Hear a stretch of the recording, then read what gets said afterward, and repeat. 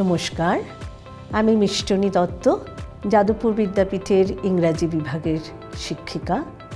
আজকে আসন্ন মাধ্যমিক পরীক্ষা 2024কে কেন্দ্র করে ইংরেজি বিষয় নিয়ে কিছু গাইডলাইন তুলে ধরব পাঠশালা লাইভের মাধ্যমে।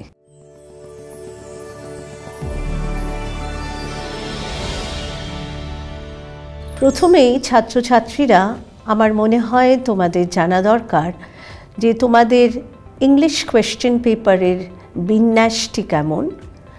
এটি একটি কম্পোজিট পেপার, অন্যান্য প্রশ্নপত্রর মতো নয়, তাই তোমাদের একটি বুকলেট দেওয়া হবে, আশা করি তোমরা জানো। এবং এই বুকলেটের একদম ওপরের পৃষ্ঠায় তোমাদের সমস্ত নিয়মাবলী দেওয়া হবে, সেগুলি তোমরা আগে পড়বে, সেই সময়টিও তোমরা পাবে। সেটি পড়ে তারপরে তোমরা পৃষ্ঠা উল্টাবে। উপরের পৃষ্ঠায় তাহলে কি দেওয়া থাকবে? উপরের পৃষ্ঠায় তোমরা দেখবে সেখানে লেখা আছে যে তোমাদের উত্তর brief and to the point থাকবে। ব্রিফ মানে সংক্ষিপ্ত এবং টু দ্য পয়েন্ট মানে যথাযথ। তাই প্রত্যেকটা উত্তর যেহেতু তোমাদের ওই ছোট্ট বুকলেটের মধ্যেই আবদ্ধ রাখতে হবে, অল্প একটু জায়গার মধ্যেই লিখতে হবে, তাই ওই সংক্ষিপ্তভাবে উত্তর লেখার প্রয়াস কিন্তু তোমাদের আগের থেকেই করতে হবে। এরপরে দেখবে লেখা আছে avoid bad handwriting, untidiness and unnecessary extra explanation. Bad handwriting নিশ্চয়ই বুঝতে পারছো, হাতের লেখা অতি ক্ষুদ্রও করো না, আবার খুব বড় করো না, আবার সেই বললাম স্পেস প্রবলেম।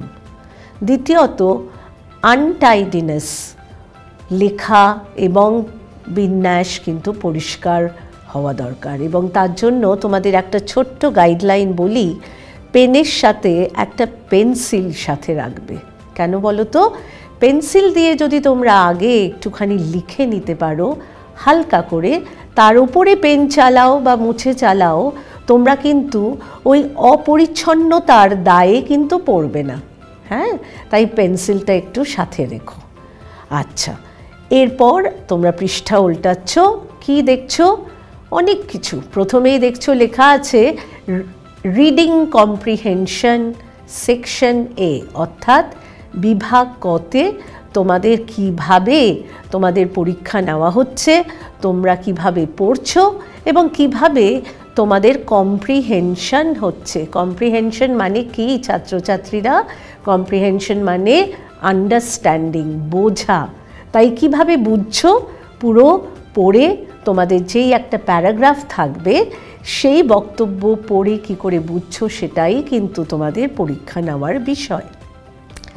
এই রিডিং কম্প্রিহেনশন কিন্তু দুটি ভাগে বিভক্ত, একটা হচ্ছে পরিচিত আর একটা অপরিচিত, অর্থাৎ একটা সিন কম্প্রিহেনশন পাবে আর একটা আনসিন পাবে। সিন কেন পরিচিত? কারণ তোমাদের পাঠ্যপুস্তকের মধ্য থেকেই তা নেওয়া হবে, এবং আনসিনটা একটি অজানা কোনো রকম অধ্যায় থেকে তোমাদের একটি প্যারাগ্রাফ দেওয়া হবে। এবার সিন কম্প্রিহেনশনে আসি। সিন কম্প্রিহেনশনটিও আবার আরও দুটি ভাগে বিভক্ত, একটা হচ্ছে প্রোজ আর একটা হচ্ছে পোয়েট্রি। অর্থাৎ সিন কম্প্রিহেনশনে প্রথমে দেখবে যে তোমাদের যে কটা লেসনে গল্প আছে বা কোনো রচনামূলক কোনো রকম প্রবন্ধ আছে, সেখান থেকে একটা নেওয়া হয়েছে। আবার দেখবে দ্বিতীয় ভাগে মানে সেকেন্ড কোয়েশ্চেন নাম্বার 2, সেখানে দেখবে তোমাদের কোনো কবিতার থেকে কিছু অংশ দেওয়া হয়েছে। তারপরে আসছে আনসিন। তাই সিনটাও যেরকম 20 নম্বর, অর্থাৎ 12 + 8, আর আনসিনটাও তোমাদের সেই 20 নম্বরেই তোমাদের প্রশ্ন বিন্যাস করা হয়েছে। সিন আনসিন যেই শেষ হয়ে গেল, মানে রিডিং কম্প্রিহেনশন শেষ হয়ে গেল। এবার আসছে সেকশন বি। সেকশন বিতে তোমাদের কি থাকবে? সেকশন বিতে তোমাদের থাকবে গ্রামার অ্যান্ড ভোক্যাবুলারি, অর্থাৎ ব্যাকরণগত প্রশ্ন। গ্রামারের প্রশ্ন যখন পাবে তখন দেখবে সেখানে অনেকগুলো টুকরো টুকরো প্রশ্ন আছে। এবং প্রথম প্রশ্নটাই 4 নম্বর প্রশ্ন, তোমরা সেখানে দেখবে তোমাদের ফিল ইন দ্য ব্ল্যাঙ্কস দেওয়া আছে এবং ব্র্যাকেটে কিছু অপশন, কিছু চয়েস দেওয়া আছে। এই চয়েসগুলো কিসের চয়েস? না ক্রিয়াপদ, অর্থাৎ ভার্ব অ্যান্ড টেন্স কীরকমভাবে সেই বাক্যে অ্যারেঞ্জ করা আছে সেটা কতটা বোঝার মতন তোমার ভাষার জ্ঞান হয়েছে। তাই আগেই কিন্তু হাত চালাবে না, পেন তো নইব নইবচ, আগেই কিন্তু পড়বে। প্রথমত পড়া, তারপরে পেন্সিল ব্যবহার করো। পড়তে গেলে আমার কি দেখতে হবে? সেটি একটি অনুচ্ছেদ, খুব ছোট্ট অনুচ্ছেদ দেওয়া হয় 2-3টে বাক্যে, সেটা পড়ে দেখবে তার মধ্যে একটা ক্রিয়ার কালের বিন্যাস আছে, অর্থাৎ হয়তো কিছু ঘটনা আগে, কিছু এখন, কিছু ভবিষ্যতের। এই মুহূর্তে তোমাদের সেই পেন্সিলের প্রয়োগটা লাগবে। তাই পেন্সিল দিয়ে তোমরা কি করছো? প্রত্যেকটা ভার্ব অর্থাৎ ক্রিয়াপদের উপরে তোমরা সংখ্যা লিখছো। সংখ্যা কিভাবে লিখবে? অতীত, বর্তমান এবং ভবিষ্যৎ, পাস্ট, প্রেজেন্ট, ফিউচার। পাস্ট টেন্সে আবার দুটো দিকে চলে যাবে, সদ্য ঘটা অতীত এবং অনেক দূরের অতীত, অর্থাৎ সেটা পাস্ট সিম্পল আর পাস্ট পারফেক্ট। আমি একটা ছোট্ট করে তোমাদের বোঝাই।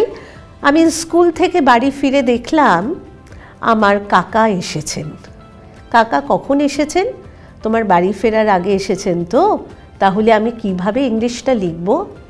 When I returned, past tense, past simple, from school, I saw my uncle had come, অর্থাৎ past perfect। এই যে বিভাগ, এটা কিন্তু পেন্সিলের দ্বারা তোমরা একটুখানি হাতে কলমে করে নিও, তাহলে জিনিসটা খুব পরিষ্কার হবে, তোমরাও বুঝতে পারবে এবং সেটা তোমরা বুঝে সেই কনফিডেন্স নিয়ে গ্রামারের পরবর্তী প্রশ্নে যাবে। পরবর্তী প্রশ্নটা কি না, পরবর্তী প্রশ্নে দেখবে সেখানে দেওয়া আছে ডু অ্যাজ ডাইরেক্টেড, অর্থাৎ যেইভাবে নির্দেশিকা আছে সেইভাবে তোমরা এগোবে। ডু অ্যাজ ডাইরেক্টেড করতে গিয়ে তোমরা আবার সেখানে কিছু পার্ট কোয়েশ্চেন দেখবে ছেলেমেয়েরা। পার্ট কোয়েশ্চেনের প্রথম প্রশ্নটা আর্টিকেল অ্যান্ড প্রেপোজিশন। ছোটবেলায় শিখেছো না, আর্টিকেল মানে এ অ্যান্ড দ্য, প্রেপোজিশন নানান আছে, on, of, with, by, against. তাই তোমরা আবার সেই প্রথম প্রশ্নের মতন এটা কিন্তু ভালো করে পড়তে হবে। কোথায় কি প্রেপোজিশন, কোথায় কি আর্টিকেলের ব্যবহার, সেটা কিন্তু বুঝে পেন্সিল দিয়ে লিখে তারপরে পেনটা চালিও। সময় কথা ভাবছো, সময় একদম বেশি লাগবে না। তারপরের প্রশ্ন আসছে তোমাদের ট্রান্সফরমেশন, অর্থাৎ কিভাবে রূপান্তর ঘটে বাক্যের।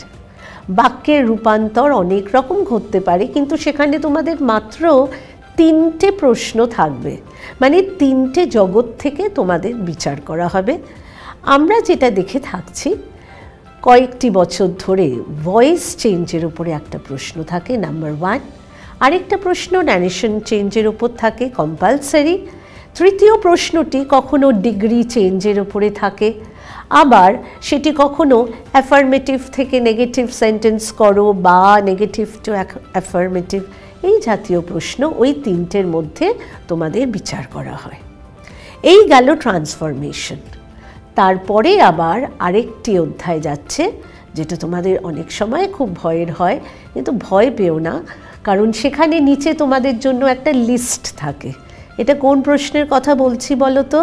ফ্রেজাল ভার্ব, খুব ভয়ঙ্কর, মনে রাখা যায় না। আচ্ছা, এর জন্য কি করবে? সেন্টেন্সটা ভালো করে দেখে প্রত্যেকটা নিচের লিস্ট থেকে টিকমার্ক দিয়ে হাতে পেন্সিল আবার নিয়ে সেখানে আবার নম্বরগুলো সাজিয়ে নেবে। তাহলে দেখবে একটা কিন্তু এক্সট্রা থাকে, একটা ফ্রেজাল ভার্ব, যাতে তোমাদের কনফিউজ করানো যায়, একটা এক্সট্রা থাকে। তোমরা ভয় পেও না, কারণ তোমরা পেন্সিল হাতে নিয়ে 1, 2, 3 তোমরা কিন্তু নম্বর দিয়ে দিয়েছো। এই ক্ষেত্রে একটুখানি মনে রাখতে হবে। কি মনে রাখতে হবে? টেন্স, কারণ সেখানে তোমাদের আবার যাচাই করা হয় তোমরা ঠিক বুঝতে পারছো কি না। ফ্রেজাল ভার্বে তো সব প্রেজেন্ট টেন্সে দেওয়া থাকবে, ওখানে হয়তো পাস্ট টেন্স হতে পারে, আবার সেটা পাস্ট পার্টিসিপল হতে পারে, ওখানে গন পেয়ে গেলে, ঠিক আছে?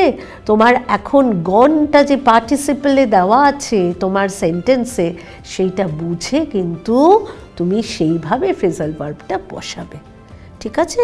এই গেল তোমাদের গ্রামার পোর্শন, শেষ হয়ে গেল। গ্রামার পোর্শনের পরে আসছে ভোক্যাবুলারি, অর্থাৎ শব্দ তত্ত্ব, কিভাবে শব্দ মানে অর্থ ব্যবহার বুঝতে পারো। এর জন্য তোমাদের কয়েকটি মানে চারটি অর্থ দেওয়া হবে। অর্থ একটি শব্দে দেওয়া হতে পারে, আবার একাধিক শব্দ অর্থাৎ কোনো ফ্রেজেও দেওয়া হতে পারে। এই অর্থগুলোর কি কোথার থেকে নেওয়া হয়েছে? ওই যে অপরিচিত যেই প্যাসেজ দেওয়া হয়েছে 3 নম্বর আনসিন পোর্শন, ওই আনসিন পোর্শন থেকে তোমরা কি করবে, সেই অর্থগুলো যেগুলো দেওয়া আছে সেগুলো খুঁজে বার করবে। তোমাদের আবার আরেকটা ছোট্ট উপায় বলে রাখি, ওই যে মানেগুলো দেওয়া আছে সেগুলো একটু দেখে নেবে, বুদ্ধি নিয়ে দেখবে যে সেখানে নাউন ফর্মে কি দেওয়া আছে, ওটা কি বিশেষ্য না বিশেষণ না ক্রিয়া। যদি ক্রিয়া থাকে আমি কিন্তু ওই প্যাসেজে আমি খুঁজে বেরোবো কোনটা সঠিক একদম কাছাকাছি যাওয়া ক্রিয়াপদটি। আর মিলিয়ে নেব কিভাবে না, এখানে কি টেন্স দেওয়া আছে ওখানে সেই টেন্সেই আছে কিনা। এখানে আইএনজিতে যদি তোমাদের অর্থ দেওয়া থাকে তাহলে তোমাদের মূল প্যাসেজেও শব্দটি হয় আইএনজি নয়তো নাউন ফর্মে দেওয়া থাকবে। তাই একবার দেখবে আরেকবার টেন্স দিয়ে মেলাবে। এইবার কনফিডেন্স এসে গেল। গ্রামারটা বড় ব্যাপার, ছাক্কা অঙ্কের মতন গ্রামার তোমাদের কনফিডেন্স যদি এসে যায়, পরবর্তী এবং শেষ অধ্যায়ে হলো রাইটিং স্কিল, সেকশন সি মানে রাইটিং স্কিল। এই রাইটিং স্কিলে মাত্র 3টে রাইটিং তোমাদের দেওয়া হবে। 3টে রাইটিংয়ের এক একটা রাইটিংয়ের কিন্তু এক একটা নিয়ম আছে। আমার ছেলেমেয়েরা তোমাদের একটু বলি যে এই কাজটি তোমরা দয়া করে পরীক্ষার আগে ভালো করে করে যেও, কারণ সেখানে নোটিসের আলাদা নিয়ম, রিপোর্ট রাইটিংয়ের আলাদা নিয়ম, প্রসেসের আলাদা, ডায়লগের আলাদা। তো এই জিনিসগুলো পরীক্ষার হলে বসে তো করা যাবে না, সেগুলো একটু আগের থেকে তোমরা দেখে নিও। এই বছর আমার আশা যে তোমাদের রিপোর্ট রাইটিংয়ের ওপরে একটা প্রশ্ন আসতে পারে, নোটিস রাইটিংয়ের ওপরে প্রশ্ন আসতে পারে, স্টোরি রাইটিং আসতে পারে, প্রসেস রাইটিং আসতে পারে। কিন্তু তার মানে এই নয় যে অন্যান্য রাইটিংগুলো তোমরা উপেক্ষা করবে। প্যারাগ্রাফ তো রচনামূলক, তো তোমরা সেটা যে কোনো জায়গায় রচনা, একটা প্রসেস যখন লিখছো সেটাও একটা প্যারাগ্রাফ আকারে লিখছো, তাই উপেক্ষা কোনো রাইটিং স্কিলকেই করবে না।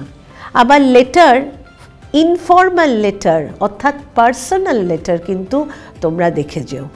পার্সোনাল লেটারের মধ্যে আমি বলছি তোমাদের 2টি ভাগ কিন্তু হতে পারে। একটা হচ্ছে তুমি লিখছো তোমার বন্ধু বা তোমার নিকট কোনো ব্যক্তিকে, তোমার আত্মীয় পরিজনকে, বা একটা পেন ফ্রেন্ডকে লেখা চিঠি হতে পারে। তাই পেন ফ্রেন্ডের জন্য বাড়ির থেকে কিসের প্রস্তুতি? পেন ফ্রেন্ড মানে বোঝো ছেলেমেয়েরা, পেন ফ্রেন্ড মানে যারকে আমি আমার পেনের মাধ্যমে যোগাযোগ করি। তাই তোমাদের কিন্তু একটু বাড়ির থেকে শিখে যেতে হবে একটি ঠিকানা, একটি নয় আমি বলবো 2টি। একটি আমাদের দেশের মধ্যে অন্যান্য কোনো রাজ্যে, সেখানে পিনকোডটা খুব সচেতন থেকো, আর আরেকটা হচ্ছে বিদেশের একটা ঠিকানা। এমনও হতে পারে তোমাদের প্রশ্ন আসছে কোনো বিদেশে থাকা কোনো বন্ধুকে একটি চিঠি লেখো। তাই ওই 2টি ঠিকানা লেটারের জন্য, পার্সোনাল লেটারের জন্য তোমরা একটু শিখে যেও। এইবার আবার ফিরে যাই 1 নম্বর প্রশ্ন, অর্থাৎ রিডিং কম্প্রিহেনশন। রিডিং কম্প্রিহেনশনের সিন প্যাসেজ কি কি প্রশ্ন আসে? সিন প্যাসেজে তোমাদের প্রথম প্রশ্ন 1 নম্বর এ প্রশ্ন তোমাদের মাল্টিপল চয়েস কোয়েশ্চেন, অর্থাৎ অনেকগুলো চয়েস বা অপশন দেওয়া থাকবে, অনেকগুলো মানে 4টে দেওয়া থাকবে, এবং এই জাতীয় 5টা প্রশ্ন থাকবে 1 নম্বরের, 1 into 5। এমসিকিউ থেকে তোমরা 5টি নম্বর ছাকা তুলে নিতে পারবে, কারণ প্যাসেজের যেখান থেকে তোমাদের তুলতে হবে সেটি পরিষ্কার সেই সেন্টেন্সটি দেওয়া থাকবে, যেই শব্দটা সেখানে ব্ল্যাঙ্ক সেটা প্যাসেজটা পড়ে তুলে নিয়ে বসিয়ে দেবে। তারপরে প্রশ্ন আসতে পারে কমপ্লিট দ্য ফলোয়িং সেন্টেন্সেস, অর্থাৎ অপূর্ণ বাক্যগুলোকে পূর্ণ করো। অপূর্ণ বাক্যগুলোকে পূর্ণ করার সময় সবসময় কিন্তু তোমরা প্রশ্ন একেবারে তুলে প্যাসেজ থেকে পাবে না। সেই ক্ষেত্রে তোমরা একটুখানি সচেতন থেকো যে আমরা এমনভাবে উত্তরটা লিখব, অর্থাৎ বাক্যটি পূরণ করব, যাতে সেটা অর্থপূর্ণ হয়, যাতে সেখানে কোনো গ্রামার বা টেন্সের ভুল না থাকে। তারপরের প্রশ্নটি এই একই রিডিং কম্প্রিহেনশন প্রোজ সেকশনে হয় সেটা কোনো চার্ট ফিলিং হতে পারে, নয় ট্রু অ্যান্ড ফলস। চার্ট ফিলিংয়ের প্রশ্নের মধ্যে অনেক রকম প্রশ্ন হতে পারে, তোমরা সেটা তোমাদের বইয়ে করেছো, অনুশীলন অনেক আছে। আর প্রশ্নের একটু ভ্যারিয়েশন বলে দিই, কজ এবং এফেক্ট। ধরো কারণ এবং ফলাফল, এবং কারণ এবং ফলাফল লিখতে গিয়ে ওই ফলাফল বা এফেক্টের কলামে বিকজ দিয়ে শুরু করতে হবে না। কেন বলো তো, ওপরে তো আমাদের এফেক্ট দিয়েই দিয়েছেন, তাই শুধু আমরা ফলাফলটুকু লিখব। আবার কারণের ক্ষেত্রেও আমরা শুধু কারণটুকুই লিখব। এখানে কিন্তু 2 নম্বর আছে, খুব সতর্কভাবে লিখবে।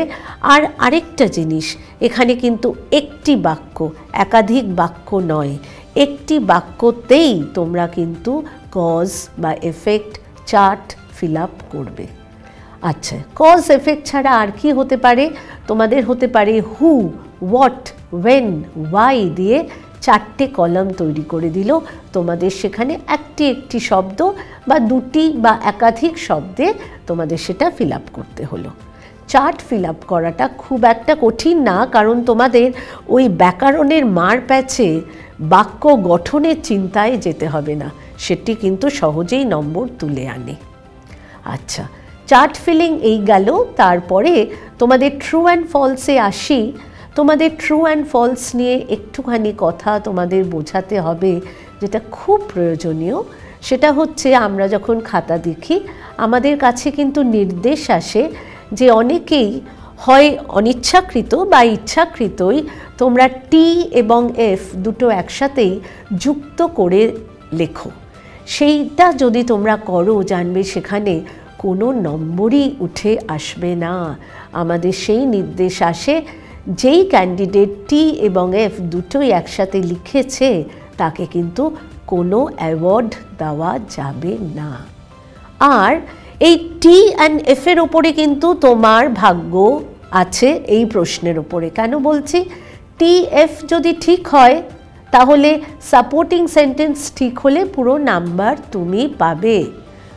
যদি ভুলবশত টি বা এফ ভুল হয় তাহলে কিন্তু কোনো নাম্বার পাবে না। ধরো সাপোর্টিং সেন্টেন্স ঠিক লিখেছো কিন্তু টি বা এফ ভুল লিখেছো, সেখানে কিন্তু পরীক্ষক তোমাকে নাম্বার দিতে পারছেন না। আরেকটা জিনিস এই বিষয়ে বলি, তোমরা ইনস্ট্রাকশন অর্থাৎ নিয়মাবলী, নির্দেশ ভালো করে পড়বে। টি আর এফই কিন্তু লিখতে হবে, ওখানে কিন্তু কোনো টিক মার্ক অর্থাৎ রাইট চিহ্ন বা ক্রস ভুল চিহ্ন এটা দিলে কিন্তু উত্তর দেওয়া হচ্ছে না, এবং পরীক্ষক বুঝতে পাচ্ছেন যে তুমি বোঝোনি, তুমি ইনস্ট্রাকশনটা পড়ে তুমি বুঝতে পারোনি। তাই টি এবং এফ ছাড়া অন্য কোনো উত্তর এখানে লিখবে না। একটা ছোট্ট বক্স দেয়, সেই বক্সের মধ্যে তোমরা টি আর এফই লিখবে। হ্যাঁ, আচ্ছা, এই গেল তোমাদের রিডিং কম্প্রিহেনশন। তারপরে পোয়েমে আসছি। পোয়েমেও তোমাদের কোনো চিন্তা নেই, পোয়েমে 4 অর্থাৎ প্রথম 4-এ সেই এমসিকিউ মাল্টিপল চয়েস কোয়েশ্চেন, আর দ্বিতীয় 4-এ হয় একটা চার্ট দিয়ে দিল ছোট্ট করে, নয়তো দুটো প্রশ্ন 2 + 2, আবার ট্রু অ্যান্ড ফলসও দিতে পারে। আনসিনটা পুরোটাই 20 নম্বরের। আনসিনের বিন্যাসটা কেমন হয় জানো? 6 6 8, মানে প্রথম 6-এ তোমাদের একটুখানি যাচাই করবে চার্ট কিংবা এমসিকিউতে, পরের 6-এ তোমাদের কমপ্লিটিং দ্য সেন্টেন্সেস দিতে পারে, আর একদম শেষের 8-এ 4টি 2 নম্বরের প্রশ্ন দেওয়া থাকে। এই যে প্রশ্ন বললাম সেটাও নানান রকমভাবে এদিক ওদিক হতে পারে 1 আর 2 প্রশ্নে। এই গেল আমাদের আনসিন প্রশ্ন, অর্থাৎ রিডিং কম্প্রিহেনশন আমাদের শেষ হলো। এবার তোমার চোখ চলে যাবে গ্রামার সেকশনে, সেকশন বি। গ্রামার সেকশনে এর আগেই আমি তোমাদের বলেছি প্রথম প্রশ্নটা তোমাদের ক্রিয়ার বিন্যাসের ওপরে, তাই সেখানে পেন্সিলটা হাতে ধরবে। তারপরের প্রশ্ন যেটা, সেটা ভয়েস চেঞ্জ। এবার ভয়েস চেঞ্জের মধ্যে আমি কিছু কিছু তুলে ধরবো তোমাদের সামনে, কিছু প্রশ্ন যেটা অনেক সময় পরীক্ষার হলে বসে তোমাদের একটু ভয় ধরিয়ে দেয়। প্রথমে আসি ভয়েস চেঞ্জের একটি প্রশ্ন, যেখানে তোমাদের নানান সেন্টেন্স টাইপ দিতে পারে। 5টি রকম সেন্টেন্স তোমরা জানো, ইম্পেরেটিভ, অ্যাসার্টিভ, অপটেটিভ, এক্সক্লামেটরি। এইবার ইন্টারোগেটিভ অর্থাৎ প্রশ্নবোধক স্টেটমেন্টের ভয়েস চেঞ্জ, এইটা করতে গিয়ে কিন্তু একটু তোমরা চিন্তায় পড়তে পারো। সেই চিন্তা দূর করার কি উপায় আছে বলো তো? সহজ উপায়, অঙ্কের খেলা। হাতে পেন্সিলটা নিয়ে একটু হালকাভাবে কোনো একটা সাদা জায়গায় 3টে স্টেপে ভাগ করবে। আমি একটা উদাহরণ দিই তোমাদের। ধরো একটা প্রশ্ন তোমাদের এলো, did you buy the test paper? তুমি কি টেস্ট পেপার কিনেছো? Question mark. ঠিক আছে, did you buy the test paper. আমি পারছি না, মনে হচ্ছে কি হবে, টেস্ট পেপার, ডিড, ডান, কি হবে? এই সময় খুব চটজলদি উপায় হচ্ছে 3টে স্টেপ। প্রথম স্টেপ কি করবে? এই যে প্রশ্নবোধক ফর্ম আছে সেটাকে স্টেটমেন্ট, বাক্য রূপে চেঞ্জ করবে, অর্থাৎ স্টেটমেন্ট বা অ্যাসার্টিভ ফর্ম করবে। Did you buy the test paper, buy মানে কেনা, BUY। এটা কি হবে? You bought the test paper, তুমি টেস্ট পেপারটি কিনেছিলে, BOUGHT, you bought the test paper. এটা তোমার স্টেটমেন্ট হয়ে গেল। এইবার তো তুমি খুব আনন্দ পাবে, ওমা স্টেটমেন্ট মানেই আমি ভয়েস চেঞ্জ করতে পারবো, আমার অবজেক্ট হয়ে যাবে সাবজেক্ট, সাবজেক্ট হয়ে যাবে এজেন্ট, কি আনন্দ। এবার তুমি করতে পারবে। তাহলে উত্তরটা এখানে কি আসবে? The test paper was bought by you, অর্থাৎ দ্য টেস্ট পেপার, তোমার অবজেক্টটা সাবজেক্ট হয়ে গেল, তারপরে বি ভার্ব বসলো ওয়াজ, তারপরে পার্টিসিপল বসলো বট, তারপরে এজেন্টের প্রেপোজিশন বাই, তারপরে ইউ, অর্থাৎ সাবজেক্টটা এজেন্টের জায়গায় চলে এলো। এটা কিন্তু দ্বিতীয় স্টেপ। তাহলে প্রথম স্টেপটা আমরা কি করলাম? আমরা বাক্যেতে রূপান্তর করলাম, স্টেটমেন্ট। দ্বিতীয় স্টেপটা কি করলাম? যে বাক্যটা হাতে পেয়েছি সেটা চটপট আমরা ওটার ভয়েস চেঞ্জ করলাম। এইবার আমাদের ফিরে যেতে হবে আসল প্রশ্ন, তাই স্টেটমেন্ট থেকে আবার আমরা ফিরে চলে যাব সেই প্রশ্নবোধক ফর্মে। তাই যেই স্টেটমেন্টটা আমরা ভয়েস চেঞ্জ করে পেলাম, এটারই আবার আমরা কোয়েশ্চেন ফর্মে যাব। তাহলে কি হবে? কি উত্তরটা পেয়েছিলাম? You bought the test paper. এই বটটাকে আমরা চিন্তা করব এবং আমরা কি লিখব? Was the test paper bought by you, question mark. এখানে কোয়েশ্চেন মার্ক দিতে ভুলো না, ঠিক আছে? এই হচ্ছে তোমাদের ভয়েস চেঞ্জ। তাহলে লাস্ট স্টেপটা তোমরা কি পাচ্ছ? Was the test paper bought by you. এই যে 3টে স্টেপে তোমরা ভাগ করতে পারলে সেটা কিন্তু তোমাদের অনেক কাজে লাগবে। সময় বোধহয় 1 একটা মিনিট বেশি লাগবে, কিন্তু তোমরা সঠিক উত্তরটা পাবে। নইলে ওই ডিড শব্দটা নিয়ে তোমরা কিন্তু পরীক্ষার হলে খুব অসুবিধায় পড়তে পারো। ভয়েস চেঞ্জের পরে চলে যায় ন্যারেশন চেঞ্জে। ন্যারেশন চেঞ্জে আমরা গিয়ে দেখব আরেকটা জায়গায় ইদানিং খুব আসছে সেই প্রশ্ন, তাই তোমাদের একটু সজাগ করে দিচ্ছি। ন্যারেশন চেঞ্জে আমরা যেখানে ডাইরেক্ট স্পিচ আছে সেখানে সেই ব্যক্তি বিশেষের নাম উল্লেখ করে, অর্থাৎ তাকে উদ্দেশ্য করে আমাদের প্রশ্নটা তৈরি করা হচ্ছে। ঠিক আছে? যথা ধরো তোমাদের গল্পের থেকেই নিই, স্যামুয়েল সেড, কমা, ওপেন ইনভার্টেড কমাস, স্বামী, why are you late? question mark, close inverted comma. কি বললাম? স্যামুয়েল সেড, স্যামুয়েল বলল, কমা, ওপেন ইনভার্টেড কমাস, তার মধ্যে স্বামী, অর্থাৎ স্যামুয়েল স্বামীর সাথে কথা বলছে, সে স্বামীর নামটা কিন্তু আমাদের ডাইরেক্ট স্পিচেই আছে, স্বামী, why are you late? সেখানে শুধু why are you late লেখা নেই, তাহলে আমার স্বামী নামটাকে কিন্তু কাজে লাগাতে হবে। ওটাকে বাদ দিলে কিন্তু পরীক্ষক খুশি হবেন না, একদম খুশি হবেন না। তাই আমার উত্তরটা কি হবে? স্যামুয়েল অ্যাড্রেসিং স্বামী said why he was late। এই যে অ্যাড্রেসিং অমুক, অ্যাড্রেসিং দ্য লিসনার, শ্রোতাকে অ্যাড্রেস করছে, এই জিনিসটা কিন্তু তোমরা মনে রেখো। কারণ ইদানিং গত কয়েকটি বছরের প্রশ্নপত্র দেখলে তোমরা দেখবে যে ন্যারেশন চেঞ্জে অ্যাড্রেস দিয়ে প্রশ্ন আসছে। এবং তোমাদের আবার বলি, পরীক্ষকদের কাছে নির্দেশ, এই অ্যাড্রেসিং শব্দটা না লিখলে তোমরা কিন্তু কোনো নম্বরই পাবে না। তাই একটু সজাগ থেকো ছেলেমেয়েরা। আচ্ছা, এরপরে আমি তোমাদের চলে যাই ডিগ্রি চেঞ্জ। সেখানেও একটা মজার জায়গা আছে, তোমরা শুনে আনন্দ পাবে যে এই প্রশ্নটা খুব কমন প্রশ্ন, তোমাদের একটু হাতে ধরিয়ে দিচ্ছি। সেটা হচ্ছে সুপারলেটিভ থেকে পজিটিভ ডিগ্রি আর পজিটিভ থেকে সুপারলেটিভ তোমরা প্র্যাকটিস করেছো, কিন্তু যেটা বেশি আসছে ইদানিং সেটা হচ্ছে ওয়ান অফ দ্য মোস্ট থেকে তোমাকে পজিটিভ করতে হবে, যেটা ভেরি ফিউ হয়। আবার ভেরি ফিউ দেওয়া আছে, তোমাকে বলা হবে সুপারলেটিভ করো। এই যে জিনিসটা, এই চেঞ্জটা তোমরা একটু লিখে নিও। তোমরা মনে রেখো, ওয়ান অফ দ্য মোস্ট যদি থাকে, শুধু মোস্ট না, তাহলে সেটা কিন্তু ভেরি ফিউ দিয়ে আমরা লিখব।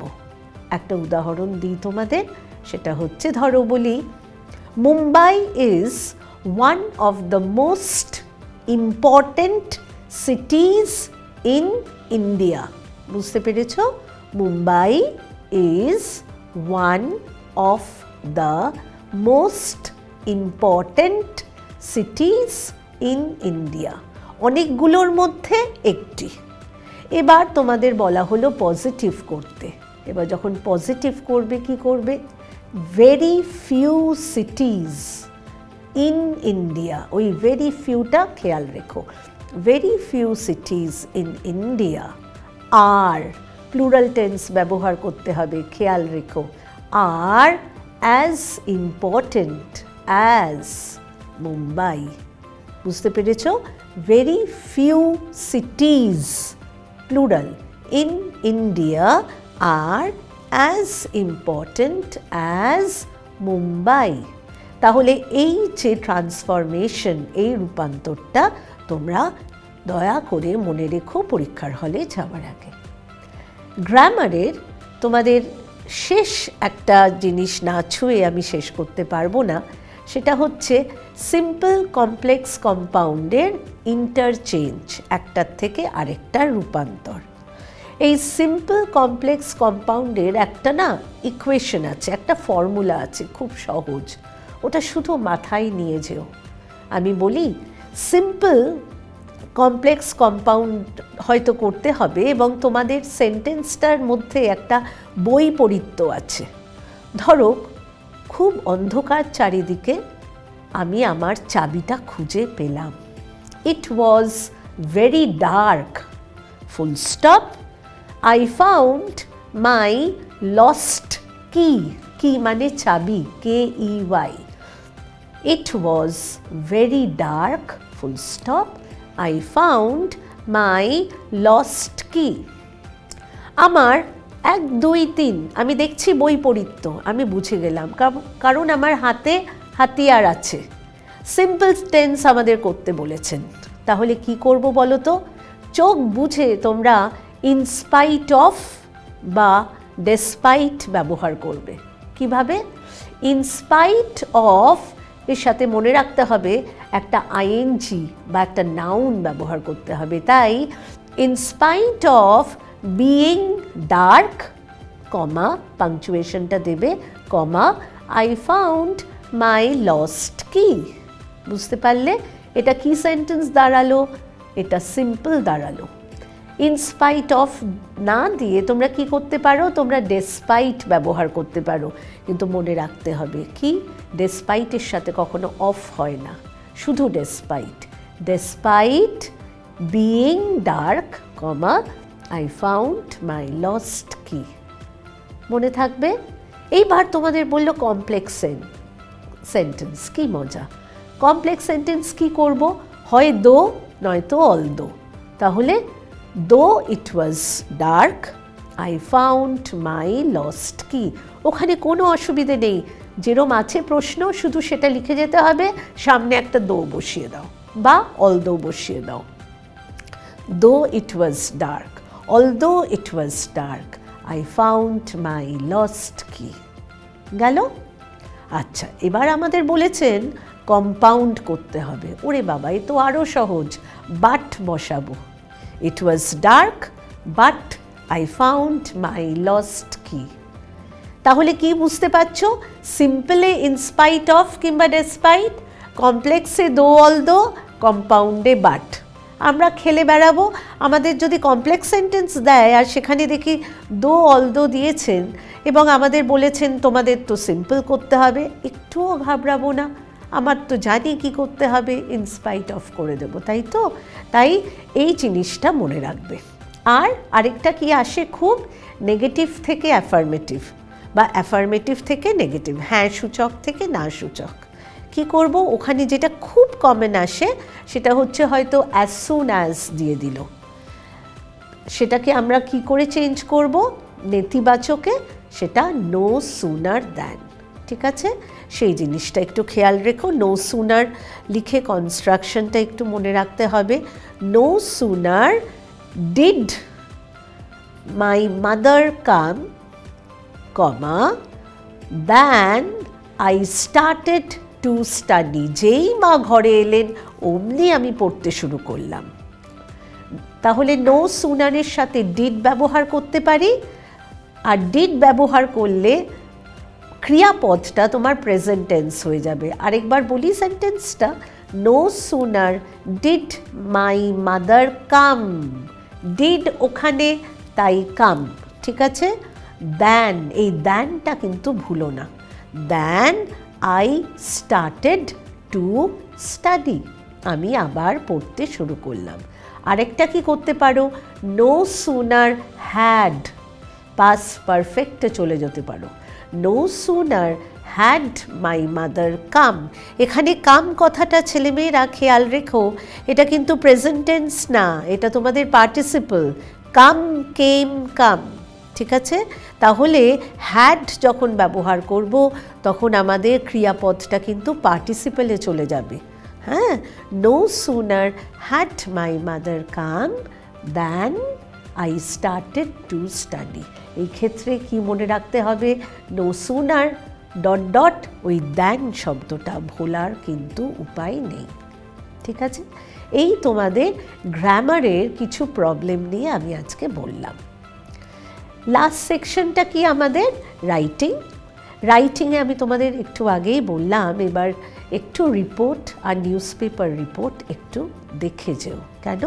নিউজ পেপার রিপোর্টটা আমার মনে হয় কয়েক বছর ধরে আসেনি, তাই এবার কিছুটা হলেও এটা একটি সম্ভাব্য প্রশ্ন। নিউজ পেপার রিপোর্টের ক্ষেত্রে তোমাদের বলি, টাইটেলটা অবশ্যই একটি নাউন ফ্রেজ করার চেষ্টা করো, যেটি 5 থেকে 6 শব্দের মধ্যেই সীমিত থাকবে। ঠিক আছে, এটা ব্লক লেটারে লিখো।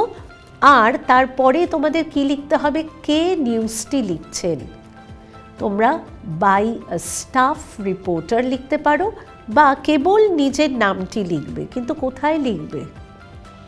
টাইটেলটা লিখলে টাইটেলের ঠিক নিচেই একটু ডান দিক করে তোমরা বাই শব্দটা শুরু করছো। By a staff STAFF reporter বা নিজের নাম। রিপোর্টটা আমরা শুরু করব একদম বাদিক থেকে, মার্জিন থেকে, এবং মার্জিনে শুরু করব কি দিয়ে, কোথায় ঘটনাটি ঘটেছে। আমরা রিপোর্ট মানেই জানি এটা একটি অতীতের ঘটনা, হয়তো সদ্য ঘটা অতীত হতে পারে। আজকে ভোরবেলা ভোর 3টের একটি ঘটনা আমি দুপুরবেলা বসেও রিপোর্ট লিখতে পারি বা গতকালেরও লিখতে পারি। তাই আমরা ডেটটা কিসের ডেট দেব, আমি যখন রিপোর্টটা লিখছি। আর প্লেস কি দেব, যেখানে বসে লিখছি আমি রিপোর্টটা। তাই কলকাতা কমা, তুমি ডেটটা দিলে কবের ডেট, যেদিন ঘটনাটা ঘটেছে প্রশ্নের সেই দিনটা নয়, তোমরা তার পরের দিনের ডেটটা দেবে। বেশি পরে দিও না কিন্তু, কারণ আমরা বাসি খবর একটুও পড়তে ভালোবাসি না। তাই আগের দিনের ঘটনা আর পরের দিনের ডেট রিপোর্টে। আর এবার তোমরা রিপোর্টটা লেখা শুরু করছো যখন, প্রথম সেন্টেন্স, প্রথম বাক্যতেই তোমরা কোথায় কখন ঘটনার বিবরণ দেবে। অর্থাৎ কীরকমভাবে লিখতে পারো, a fast moving train collided with a goods train at 3 hours in the morning near Orissa. কি করছি আমি, কি ঘটনাটা ঘটেছে, কোলাইডেড, অর্থাৎ একটি ট্রেন আরেকটি ট্রেনের সাথে ধাক্কা দিয়েছে। কখন হয়েছে, ভোর 3টের সময়। কোথায় হয়েছে, নিয়ার উড়িষ্যা। এটা কিন্তু একদম প্রথম বাক্যে লিখতে হবে। তারপরে হচ্ছে ঘটনার বিবরণ, কিভাবে হলো, কখন হলো, এবং তারপরে হচ্ছে ঘটনাটির পরে কি হলো, অর্থাৎ এফেক্ট। সেখানে অনেক কিছু হতে পারে, ক্যাজুয়ালিটি, কেউ ইনজিওর্ড হতে পারেন, আহত হতে পারেন। সেখানটায় লোকাল মিনিস্টার, লোকাল পুলিশ চলে আসতে পারেন।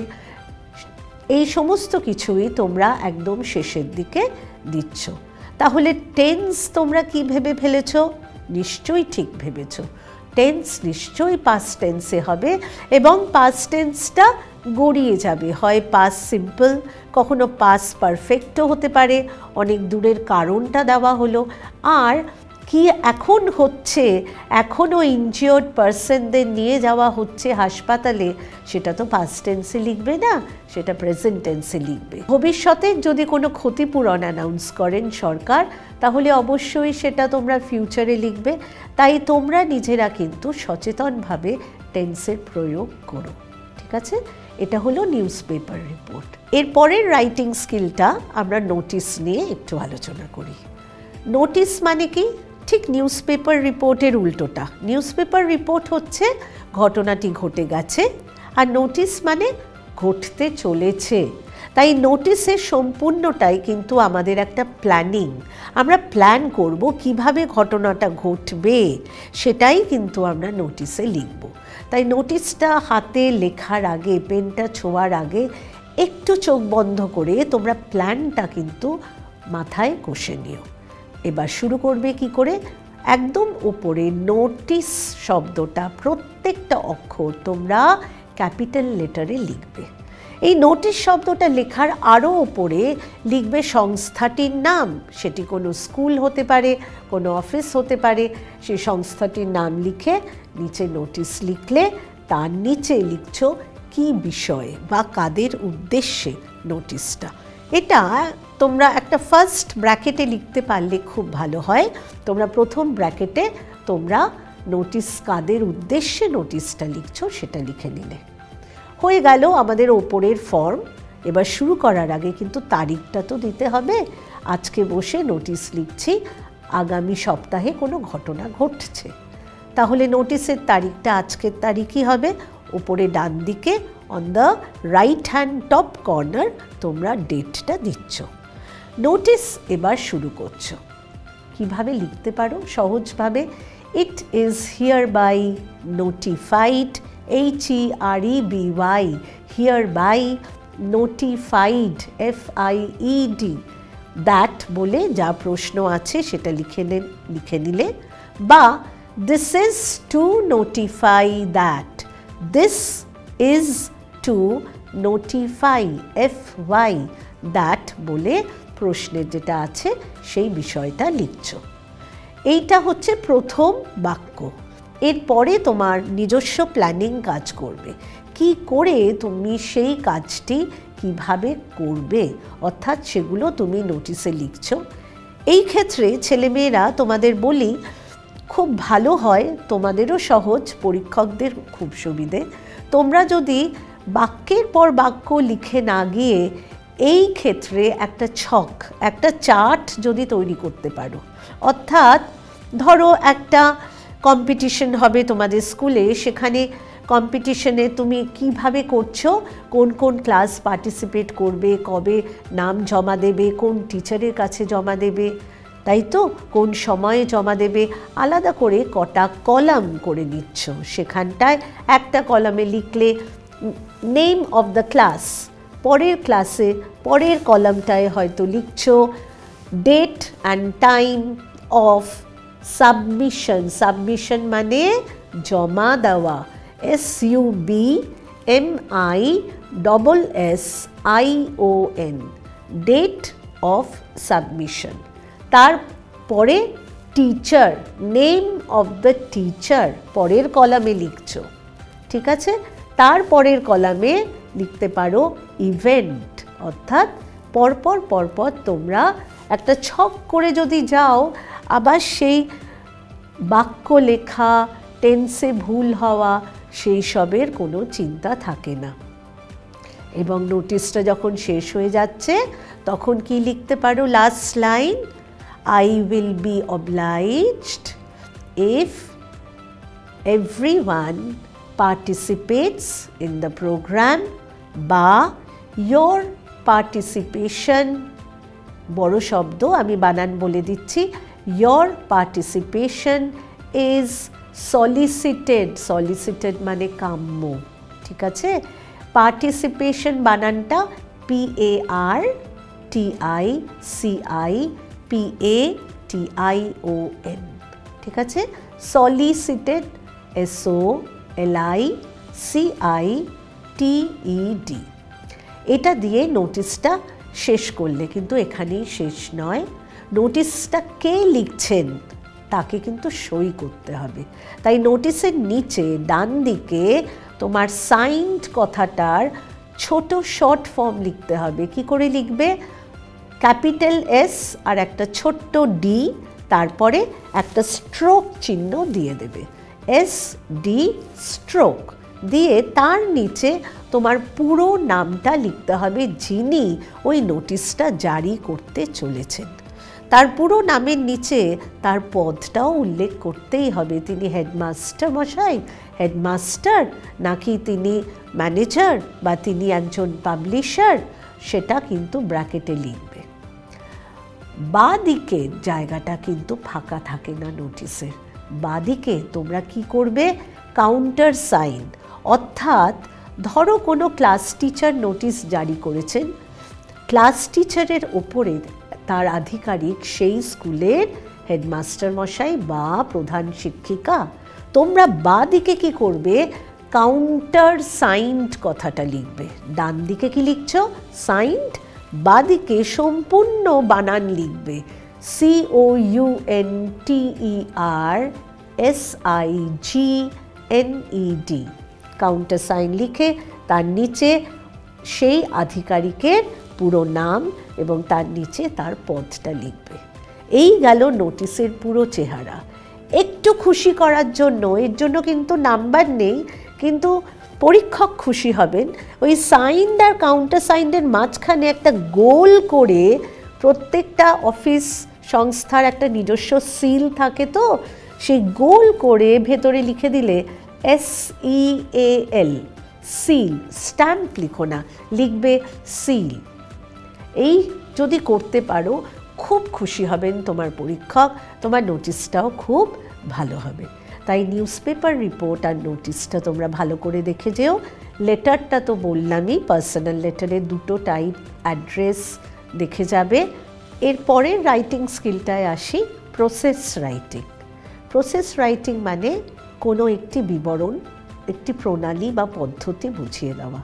এই প্রসেস রাইটিং লিখতে গেলে আমাদের পরপর পর্যায়ক্রমে লিখতে হবে একটির পর একটি ঘটনা। তাই তোমরা জানো আমরা ইংলিশে লিঙ্কার শব্দটি বলে থাকি, সেগুলো কিন্তু ব্যবহার করতে হবে। লিঙ্কার, প্রথম লিঙ্কারটি কি লিখব? অ্যাট ফার্স্ট, তাই তো প্রথম কিভাবে শুরু করছি, এবং তারপর প্রত্যেকটা স্টেপেই আমরা নানান লিঙ্কার ব্যবহার করতে পারি, যেরকম দেন বা আফটার দ্যাট। আফটার দ্যাটটার আরেকটা রূপ দেয়ার আফটার, আবার নেক্সট এই শব্দটাও লিখতে পারি। তাই নানান লিঙ্কার ব্যবহার করে যখন শেষ জায়গায় এলাম, শেষ স্টেপে এলাম, তখন আমরা কি লিখব? ফাইনালি বা অ্যাট লাস্ট। এতেই আমাদের প্রসেস রাইটিং শেষ হবে। কিন্তু আসল ম্যাটার কি হলো, সেখানে কিন্তু মনে রাখতে হবে প্যাসিভ ভয়েস বাধ্যতামূলক, অ্যাক্টিভ ভয়েসে লেখা চলবে না, প্যাসিভ ভয়েসে তোমরা লিখবে। এভাবে প্রসেস রাইটিংয়ে নাম্বার তোলা খুব সহজ, যদি এই দুটো জিনিস তোমরা মনে রাখো। প্রসেস রাইটিংয়ের পরে তোমাদের সামারি রাইটিং আছে, যেখানে একটা প্যাসেজ দেওয়া হয়, তার সারাংশ লেখা হয়, সেটা অর্ধেক, হাফ দ্য কন্টেন্ট লিখতে হয়। সেখানে অপ্রয়োজনীয় তথ্য তোমাদের বাদ দিতে হবে, সেগুলো লিখলে চলবে না। যথা কিছু উদাহরণ যদি থাকে, এক্সাম্পল, কিছু তুলনা যদি থাকে, কম্প্যারিজন, বা কোনো বিতর্ক, কোনো আর্গুমেন্ট যদি থাকে, সেগুলো বাদ দিয়ে মূল যে ভাবটা সেটাই তোমাদের সামারিতে লিখতে হবে। আর এছাড়া তোমাদের লেটার রাইটিং, তোমাদের আগেই বললাম, বায়োগ্রাফি রাইটিং আছে, গত বছরই বায়োগ্রাফি রাইটিং এসে গেছে, তবুও তোমরা দেখে যাবে বায়োগ্রাফি রাইটিংয়ের পয়েন্ট দেওয়া থাকবে, সেটি সাজিয়ে সেই ব্যক্তির জীবনীটি তোমরা লিখবে। নিজের মতন করেও লিখতে পারো, কিন্তু মনে রাখবে যে কটি পয়েন্ট দেওয়া থাকে, ধরো গল্প লেখা, স্টোরি টেলিং, তোমরা আরও কিছু লিখতে চাইছো, নিশ্চয়ই লিখতে পারবে, কিন্তু তোমাদের নম্বর কিন্তু ধার্য করা থাকবে 1+1+1, যে কটা পয়েন্ট তোমাদের দেওয়া থাকবে। ছেলেমেয়েরা শেষ করার আগে এটি একটি খুব গুরুত্বপূর্ণ বিষয় তোমাদের জানাচ্ছি, রাইটিং স্কিলের প্রত্যেকটা পয়েন্ট কাজে লাগাবে, কারণ প্রত্যেকটা পয়েন্টের ওপরে আমরা নাম্বার দিয়ে রাখি। তোমরা নিজে লিখতে পারো, কিন্তু যেটি দেওয়া আছে কোয়েশ্চেন পেপারে, একটিকেও অবজ্ঞা করার উপায় আমাদের নেই। রাইটিং স্কিল দিয়ে আমাদের প্রশ্নপত্র শেষ হলো, পুরোটাই তোমাদের সাথে একটু আলোচনা করা গেল।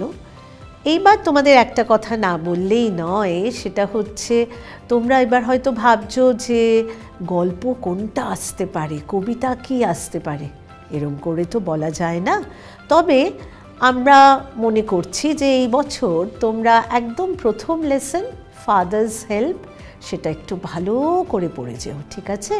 কবিতার থেকে, কবিতাটি শক্ত বটে, কিন্তু পড়ে গেলে কিন্তু তোমাদের খুব ভালো হবে। সেটা হচ্ছে মাই ওন ট্রু ফ্যামিলি। হ্যাঁ, এই দুটো ভালো করে পড়ো। আরও ক্যাট গল্পটি আছে, খুব সুন্দর মজার, সেটা পড়ো। কবিতা ওখানে ফেবল আছে, সেটাও পড়ো। বাকি সিলেবাসে যেগুলো আছে কিছুই কিন্তু উপেক্ষা করার নয়। মনে করো না এগুলো আমার ভালো লাগে, এগুলো তোমাদেরও ভালো লাগে আমি জানি, পড়ে যেও। হ্যাঁ, এই চারটে ভালো করে মন দিয়ে পড়ো, আর অন্যগুলো একটু দেখে যেও। তোমরা খুব ভালো পরীক্ষা দিও, আমার প্রাণ ভরা আশীর্বাদ রইল। 2024-এর মাধ্যমিক তোমাদের জীবনের প্রথম পাবলিক পরীক্ষা খুব ভালো হোক।